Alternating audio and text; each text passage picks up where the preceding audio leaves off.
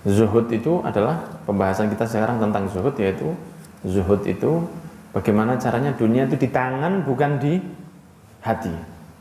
Dan itu tidak gampang. Tidak bisa seseorang menilai dirinya zuhud. Tidak bisa. Yang bisa nilai hanya Gusti Allah. Tidak bisa seorang pemain itu menilai bahwa dirinya main baik. Yang bisa menilai itu adalah pelatihnya, bukan pemainnya. Bagi saya itu enak, ya bagi kamu.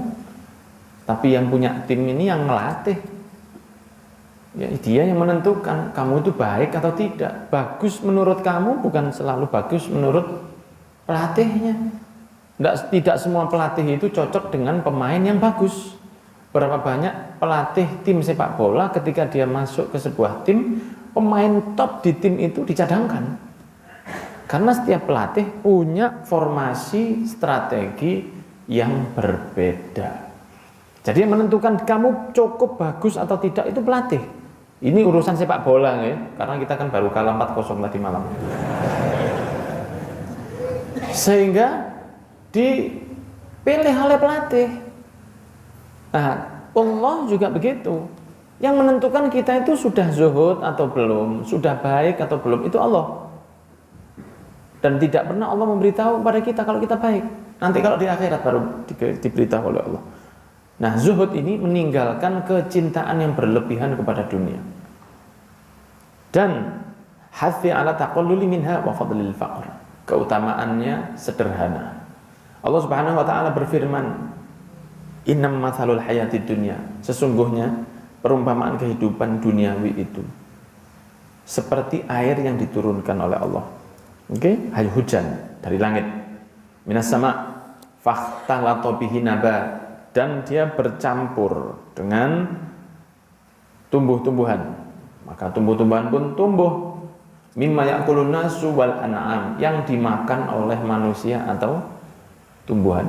Ya, hujan, rumput tumbuh, atau sapi itu makan apa, rumputnya yang panjang-panjang itu apa namanya?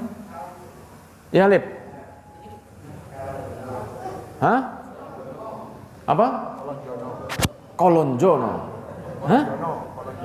Kalanjana. Ya, orang Jawa bilang kolonjono. Yang panjang-panjang itu paling disenangi sama sapi. Iya, sapi itu paling senang kalau sama kolonjono. Rumput-rumput yang panjang-panjang dia paling suka sama itu. Itu tumbuh kalau hujannya bagus atau perairannya bagus. Di Afrika yang gersang tidak bisa tumbuh itu. Ya kan? Apa ada kolonjono di Zimbabwe misalnya? Tidak ada. Kolonjono harus kena air yang cukup sehingga dia bisa cukul atau tumbuh. Nah, dimakan manusia contohnya seperti padi. Padi itu harus di tanah yang subur. Kira-kira daerah seperti tanah-tanah yang gersang itu apa bisa tumbuh padi? Susah ya? Susah. Di Afrika susah, gersang dia. Di Australia, di padang pasir. Di Arab Saudi bisa tumbuh rumput padi? Tidak bisa. Rumputnya, tanahnya subur, hujannya cukup, maka keluarlah tumbuhan, keluarlah padi, keluarlah kolonjono in the middle of the night. Sehingga dimakan. Mimma ya'kulun nas wal an'am, binatang bisa makan, manusia bisa makan, kita bisa makan nasi karena padinya sehat, sapi bisa makan karena kolonjononya sehat. Seperti panda, jerapah dan binatang-binatang yang omnivora ya, yang tidak makan daging itu omnivora. Herbivora. Omnivora yang makan kabeh ya. Kita ini herbivora. Binatang-binatang yang herbivora itu yang vegetarian, dia cuma makan itu. Nah, kalau sudah ditumbuhkan oleh Allah, maka akan subur, senang. Kita kalau lihat rumput atau kalau kita lihat itu sawah yang masih menghijau ya, bukan menguning, yang masih menghijau itu rata sangat besar sekali. 3-4 hektar kita lihat kalau waktu kita naik mobil di satu tempat di pedesaan, itu kan lihatnya kan senang, hijau banget, itu senang, lihat aja senang. Seperti itu. Hatta idza akhadhatil ardu zukhrufaha wa zayyanat wa dhanna ahluha annahum qadiruna 'alaiha ataha amruna lailan aw nahar.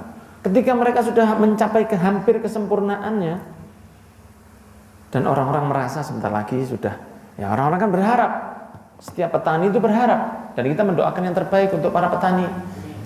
Tapi petani kan tidak memiliki apa-apa.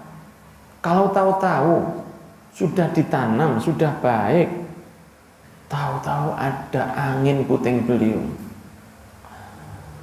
tahu-tahu besok paginya habis sama sekali, ya kan mungkin terjadi. Atau seperti di beberapa negara kemarin, kayunya kebakaran, nanam kayu bertahun-tahun, tahu-tahu hutannya kebakaran habis. Mau apa? Tidak bisa. Faja'allah hasidan, ya. Kemudian tanaman-tanaman itu seperti sudah dipanen, hilang. Padahal kemarin masih hijau, esoknya sudah hilang seperti tidak pernah ditanam sebelumnya. Itu bisa terjadi. Kalau Allah mau, bisa. Nah, kehidupan di dunia itu seperti itu. Sekarang kita enak-enak, kalau sudah masuk kubur, kita baru tahu, looking back ini apa yang saya punya. Ternyata saya tidak punya apa-apa. Belas, kecuali yang sudah dilakukan dari amal jariah. Seorang petani yang sudah menanam tanamannya dengan bertahun-tahun, dia sabar, ditelateni, dibuang werengnya sampai selesai, tahu-tahu malam kena kebakaran, besok dia melihat habis. Loh, yang saya jaga bertahun itu ternyata sekarang saya mau apa? Mau ngulang. Mau ngulang bisa, tapi yang saya kemarin harap itu kemana ternyata? Habis. Bisakah saya mengembalikan, time traveler, saya mengulang waktu pakai batu warna hijau, batunya Thanos itu, dikembalikan balik 5 jam yang lalu, atau 1 hari yang lalu, saya suruh orang-orang panen dulu supaya tidak kena, bisa tidak begitu? Tak bisa. Hilang. Terus saya gimana? Ya sudah habis, pupus itu yang saya jaga itu habis. Dan itu terjadi sering sekali, tidak hanya pada tumbuhan. Ada seorang teman kita, teman saya, besok mau ada barang datang di tokonya, dia nyimpen uang 300 juta 90 juta di tokonya, karena besok mau datang. Zaman belum transferan seperti sekarang, ditaruh. Baru mau buka usaha, baru seminggu apa sebulan, ditaruh. Besok dia datang, pasar sudah habis kobongan, sak duit dicekal gini, brul. Nah, ya kalau sudah begitu, ya Allah kalau sudah mau membuat seperti itu, mau apa kita? Tidak bisa, habis sudah, habis. Nah, semoga kita dijaga Allah. Semoga tidak sampai begitu. Tapi itulah dunia. Kalau sudah mati baru sadar, hilang itu semua. Mobil itu tidak manfaat kecuali yang dipakai pengajian. Rumah itu tidak manfaat kecuali kalau dipakai untuk akhirat. Karpet, perabotan, makanya saya sering sampaikan, perabotan paling manfaat itu dampar itu. Ini manfaat. Dampar ini, sejadah, rak Quran, ya, itu nanti paling manfaat ya. Jadi menganjurkan yang punya rumah itu diniatkan, ya Allah, rumah ini saya niatkan untuk melindungi hambamu dan umatnya Nabi Muhammad dari segala hal yang buruk. Jadi rumah jenengan jadi pahala. Jenengan punya rumah kan? Atau begitu orang tua Mas ya? Seperti saya. Jenengan punya rumah. Ya Allah, saya niatkan rumah ini untuk menjaga hambamu, menjaga umatmu. Ya bojone kan umatnya Nabi Muhammad, bojone. Apa bojone umatnya Nabi Musa? Umur pira? Ya Allah, saya niatkan rumah ini, warung ini, toko ini untuk kebaikan umatmu, hambamu ya Allah. Maka jagalah. Niat yang baik, rumahnya manfaat. Tapi kalau cuma dimiliki saja, habis. Bayangkan orang yang tidak beragama Islam. Bayangkan orang yang tidak beriman kepada Allah. Kita kasih contoh yang paling gampang ya. Kalau untuk urusan kejelekan kita punya idola, yaitu Fir'aun. Itu paling elek-elek kita langsung nyebut dia, paling gampang soalnya. Iya, Allah nyebut sama dia berkali-kali. Fir'aun itu kaya. Fir'aun itu semua kepemilikannya itu perfect ya, sempurna. Untuk seorang manusia dia sempurna. Kaya, jabatannya luar biasa. Dia mau perempuan di Mesir yang model bagaimana saja, yang jalannya begini atau bagaimana, bisa. Kalau dia bilang, "Sopo yo gregetan delok raine." Mati dia. Begitu. Jadi dia di level seperti merasa dirinya Tuhan. Enak uripe. Tidak pernah sakit. Dibantu sama Allah. Tapi itu bukan ma'ukaromah, itu istidraj. Sehat. Tidak pernah dia gosokan, masuk angin. Tidak ada Fir'aun masuk angin. Udan-udan terus gak enak awakmu.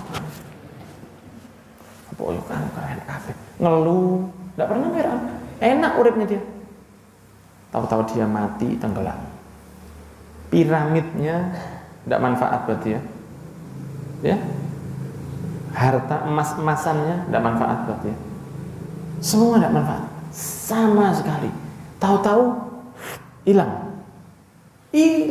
rugi dok. Nah itu gambarannya. Allah memberi gambaran seperti itu. Seperti seorang petani yang di saat sekejap terbakar sawah ladangnya, hilang, habis. Yang ada cuma kerugian. Apalagi kalau kerugiannya karena kezoliman penguasa, lebih sakit lagi. Ya toh, tomat tahu-tahu jatuh harganya, cabai tahu-tahu jatuh harganya, tembakau, cengkeh, itu nanti. Hati-hati pejabat ini. Berikutnya Allah mengatakan, "Wadrib lahum mathalal hayatid dunya kama in anzalnahu minas sama'i faqtalata bihi nabatul ardi fa asbaha hashiman tadhruhu riyah wa kana Allahu ala kulli syai'in muqtadira." Al-malu wal banuna zinatul hayatid dunya wal baqiyatus shalihatu khairun 'inda rabbika thawaban wa khairun amala. Berilah perumpamaan kepada mereka, kepada manusia, kehidupan dunia, hayatid dunya. Kamain, seperti air yang kita turunkan dari langit. Allah memberi percontohan ini. Kemudian ketika sudah subur tumbuh-tumbuhan di atas bumi, kemudian tumbuh-tumbuhan itu jadi kering, ya garing, diterbangkan oleh angin. Ya. Dan Allah Maha Kuasa akan segala sesuatu, harta dan anak-anak. Ya. Al-malu wal banun zinatul hayatid dunya. Hanya perhiasan di atas dunia saja. Hanya perhiasan di atas dunia. Perhiasan. Kalau mereka baik, baru jadi perhiasan akhirat. Kalau mereka tidak baik, ya jadi sandungan di akhirat. Kalau mereka baik, bojo baik, ya, anak baik, itu perhiasan dunia akhirat. Tapi kalau sudah baik, ganteng tok, tidak sholat anaknya, apalagi tidak beriman, waduh, sandungan itu di akhirat. Wal baqiyatus shalihat, amalan-amalan yang kekal. Ada juga yang mengatakan wal baqiyatus shalihat ini diantaranya kata ucapan subhanallah walhamdulillah wala ilaha illallah wallahu akbar. Al baqiyatus shalihat, orang-orang yang beramal baik, amal jariahnya adalah yang kekal, itu lebih baik di sisi Allah. Lebih baik dengan nyumbang masjid atau apa, itu jauh lebih baik. Atau memberikan sesuatu yang sifatnya akhirat. Jadi apapun yang sifatnya duniawi, fokuskan untuk akhirat, itu insya Allah tetap oleh. Jelas ya? Jelas. Oke ya, sebentar. Kemudian kita loncat lagi satu. Ini yang paling bahaya ini diantara. Zuyyina linnasi hubbus syahwat. Manusia itu dihiasi dengan syahwat, bukan syahwat, tapi syahwat. Syahwat itu jamaknya apa? Syahwat. Ini jamak atau mufrad? Ayo arek pondok. Syahwat itu jamak atau mufrad? Hah? Jamak. Jamak apa namanya?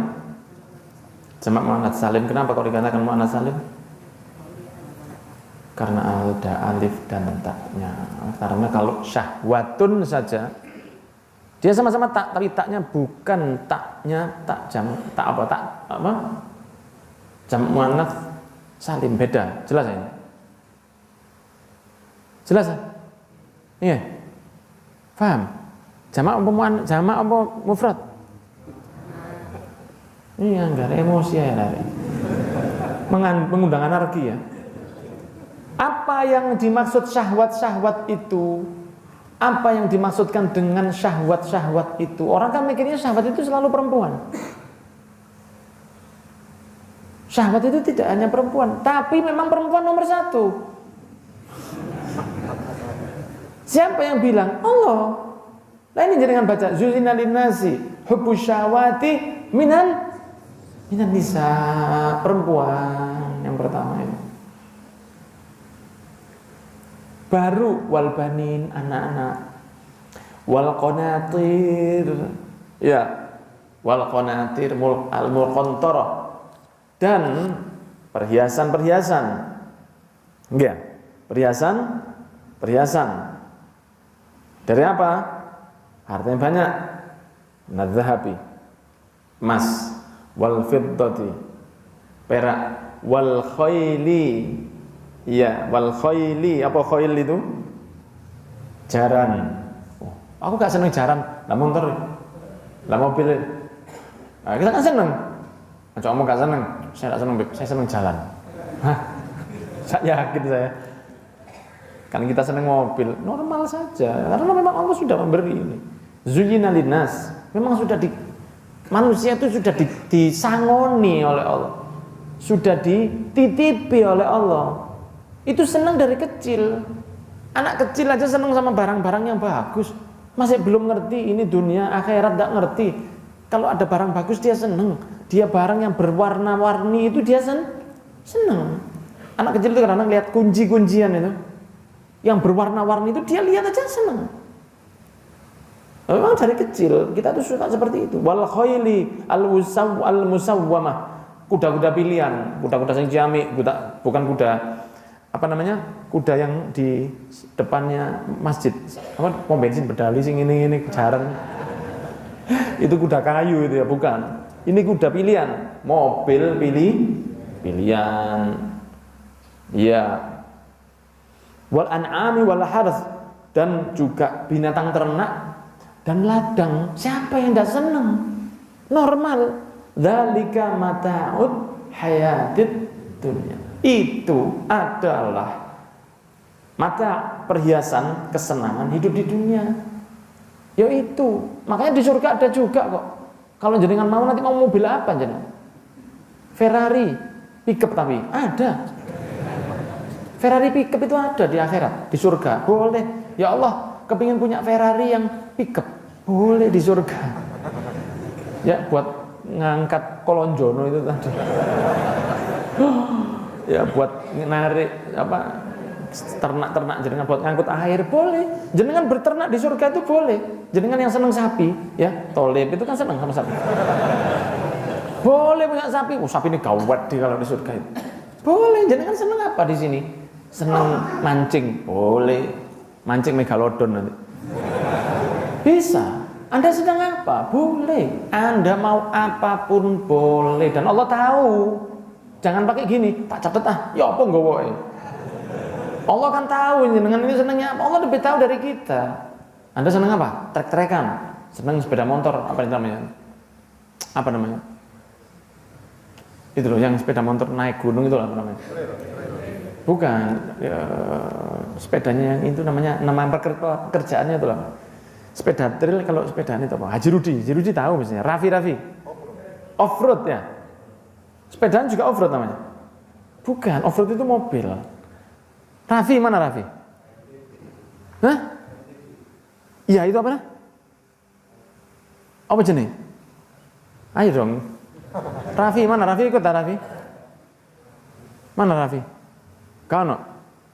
Apa sih jenis sepedaan yang gunung itu loh? Cross.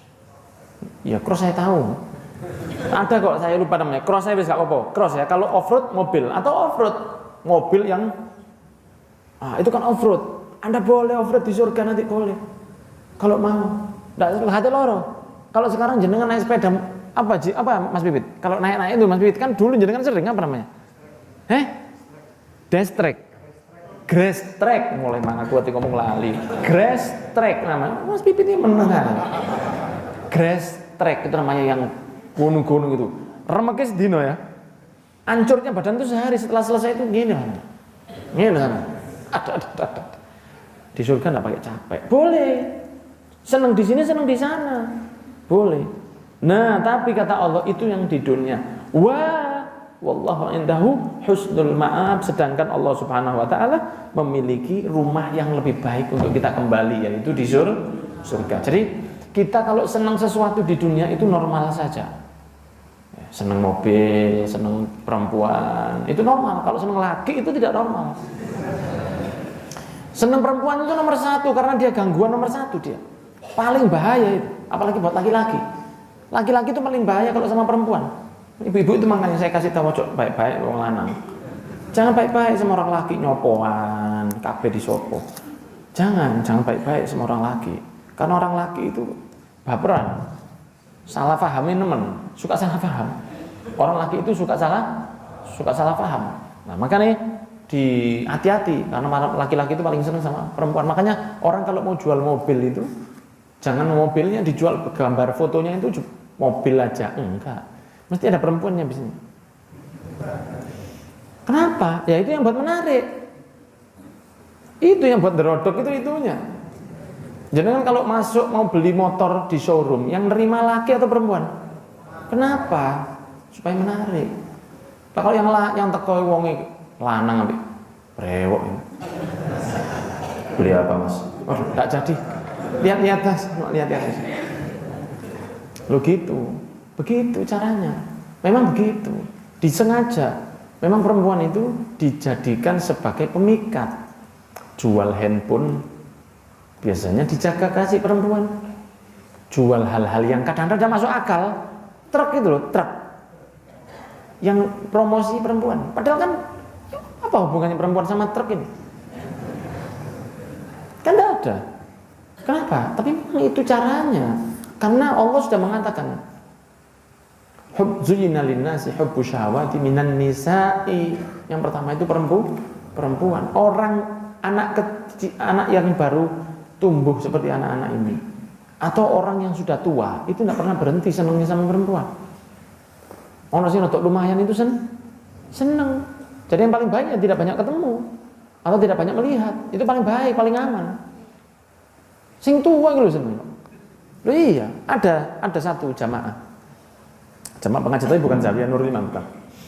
Orang tua, ya orangnya lucu memang, tapi orangnya Masya Allah, kira-kira umurnya mungkin 7 berapa gitu. Baru pertama kali umroh, ketok pramugari. Seumur dia tidak pernah lihat pramugari. Seumur hidup tidak pernah dia lihat pramugari. Waduh, anak Indonesia? Iya. Waduh, seger ya. Itu sudah 76 mungkin umurnya. Mungkin umurnya sudah 76. Buyutnya itu tidak kehitung. Orang desa, orang pelosok pertama lihat pramugari. Loh, ini orang Indonesia? Loh iya Pak. Loh Indonesia iya. Waduh seger. Loh iya Pak. Nek bude legi, bude pahitun ya kata di pramugari Pak. Iya, kalau di pesawat luar negeri pramugara itu masih banyak. Kalau di Indonesia kayaknya ya pramugari ya. Kalau antum ke luar negeri, pesawat luar ya, bukan pesawat Indonesia. Pesawat luar negeri kayaknya seperti KTI Pacific atau pesawat-pesawat luar itu. Turkish Airlines. Lakinya masih banyak, laki yang keliling. Masih banyak, tapi kalau Indonesia, waduh.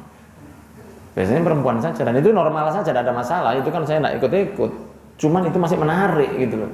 Itu bahaya. Cuma ya itulah ujian dunia. Dikasih senang sama perempuan, dikasih senang sama mobil, dikasih senang sama rumah, dikasih senang sama ternak, dikasih senang sama harta itu semuanya disuruh sama Allah. Perangi itu kamu suka sama akhirat. Itulah ujian dan seni orang jadi seorang muslim. Understand? Ya, semoga yang saya sampaikan ada manfaatnya dan kita dijadikan orang yang selamat di dunia wal akhirah.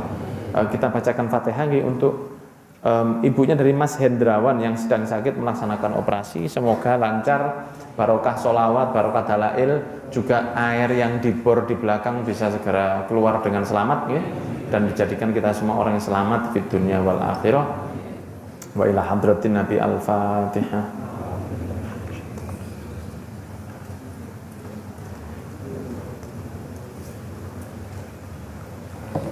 Matur nuwun, sebelum doa ada yang mau disampaikan dari Yai Syaroni saking kula ngapunten ingkang kathah. Insyaallah kita ketemu hari Sabtu di rumah saya. Jazakumullah khair. Wassalamualaikum warahmatullahi wabarakatuh.